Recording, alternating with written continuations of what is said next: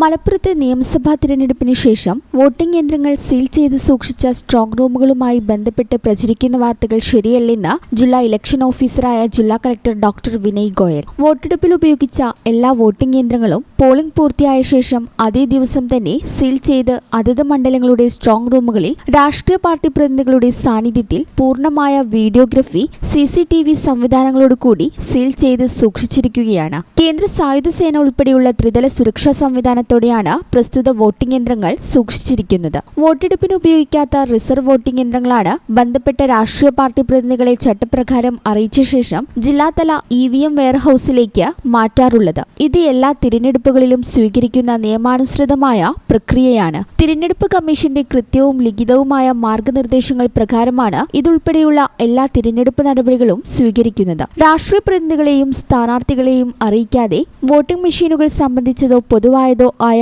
ഒരു ഇലക്ഷൻ നടപടിയും സ്വീകരിക്കാറില്ല. ഇതിന് വിരുദ്ധമായി പ്രചരിക്കുന്ന വാർത്തകൾ ശരിയല്ലെന്നും ജില്ലാ കളക്ടർ പറഞ്ഞു. ഈ ചാനൽ ന്യൂസ്, മലപ്പുറം. എന്താണ് ബ്രൈഡ്, ഇനി എപ്പോ റെഡിയാവാനാ?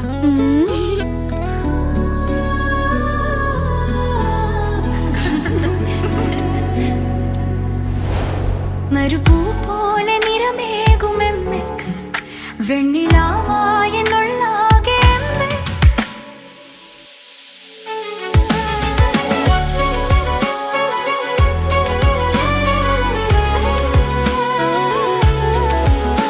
മനസ്സിലുണ്ടോ? MX-ലുണ്ട്. MX വെഡിംഗ് സെന്റർ ഇനി വളാഞ്ചേരിയിലും. MX wedding centre Valanchery, Pattambi, Koottanad, Koppam, Kecheri.